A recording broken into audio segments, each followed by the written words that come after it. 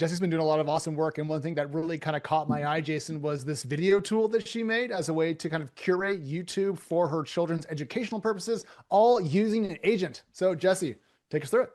Yeah, so let me share screen real quick.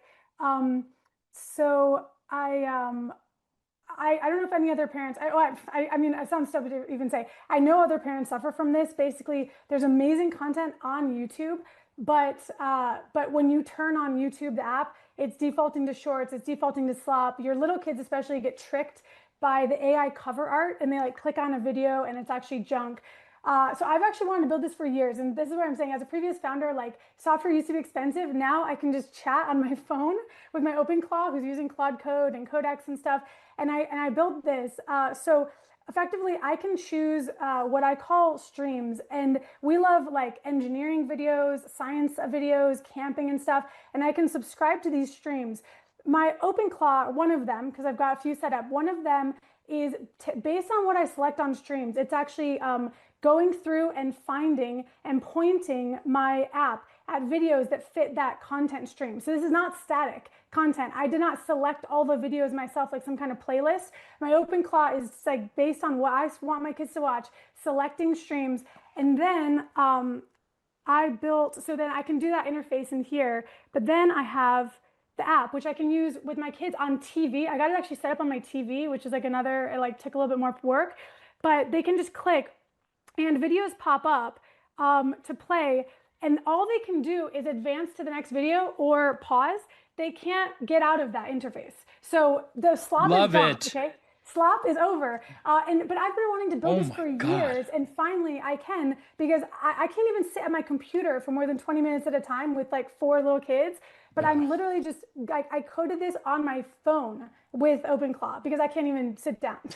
So this is an app or a website right now? This is an app. So this is just private to me. I'm not here pumping it up. This I will pay you $100 a month for this app immediately. Okay. And I want you to curate it into feeds. This is for my family right now. I need to make sure I don't run afoul of any other things I did with YouTube and stuff to make sure other people could use this app. But all right, I'll join your pod. I'm going to join your pod, and I trust you. No, my 10-year-olds are on YouTube constantly. You identified the problem, which is slop. Right. Kids are like these navigators to find the stuff, and the algorithm pulls it into it. And that's what I really want them to do is when I give them documentaries or creative stuff, they love it. But the algorithm is so powerful that it will pull them to, 2 girls doing a makeup tutorial or, Disney princesses smoking cigarettes. I know. And YouTube Shorts is pretty much trash. YouTube Kids, I feel like is actually like a junk product. I don't know if that offends anyone, but it's like you go on there and it's supposed to give you these parental controls, but the content's not good. So I built that. So that to me, that's just an example. Like, I was a previous founder, but I'm just a mom now, and I'm able to like build this stuff, off to the side. And I'm not exaggerating. I cannot sit on my computer. That's what OpenClaw is given me, is basically its hands on my computer when I cannot sit down. So I don't know how relatable this is, but I think as a mom of young kids, like I was able to code this literally on my phone, like I do voice notes, whatever.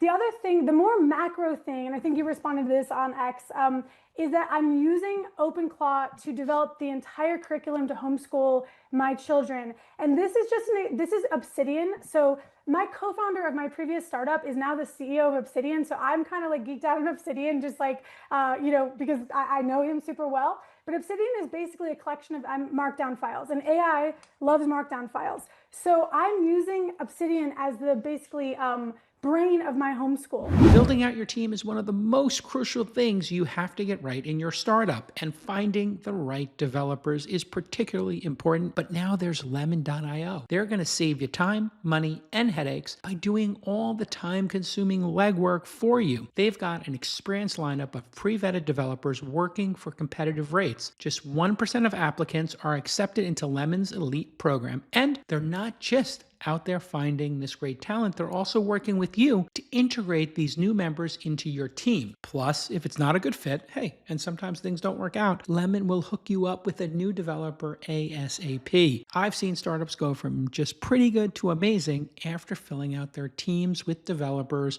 from Lemon.io. Go to lemon.io/twist and find your perfect developer or technical team in 48 hours or less. Plus, Twist listeners get 15% off their first 4 weeks. That's lemon.io/twist, LEMON.io/twist.